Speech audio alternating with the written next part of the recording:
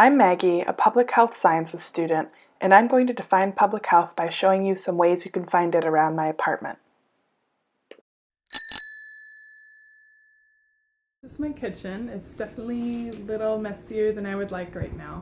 But I think kitchens are a great place to think about public health because they have to do with eating, all the decisions we make about what to eat every day, which is the obvious thing, food and health.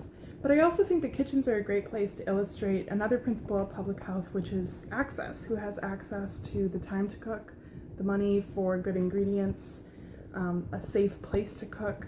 So all of these things are reasons that a kitchen is a great place to illustrate public health. I know for me that when I was in the dorm, I made a lot fewer healthy decisions about what to eat because I couldn't cook, and now I love to cook and spend a lot of time grocery shopping and cooking. So a kitchen is a great place to think about public health. So this is a view of my backyard. You can see swing set there in the little parking lot area.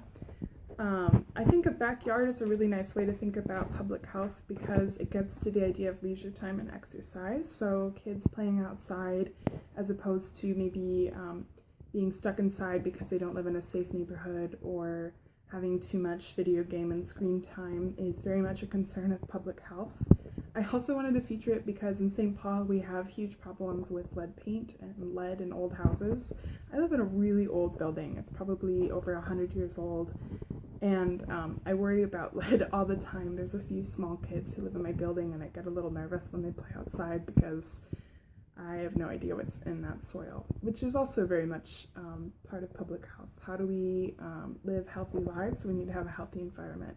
I also wanted to show you, but I'm not going to because it's rainy and yucky, the garbage cans. Sanitation is a huge part of public health, and the fact that I have easy access to recycling and garbage makes where I live a lot safer than, say, a disaster zone where sewage and garbage might be flooding the street. So there's my backyard. Last stop on my tour is my bookshelf. Education represents a huge part of public health. It represents how easily we can access information.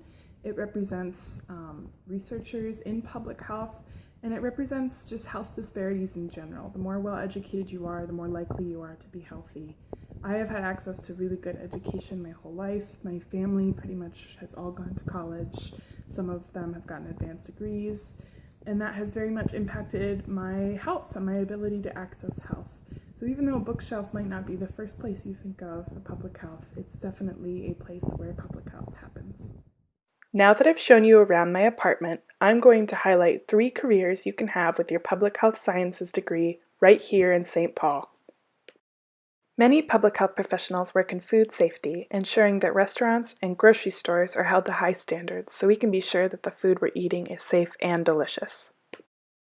Other public health professionals work in the nonprofit sector, where they might help improve access to things like housing so that everyone has a safe place to go home to.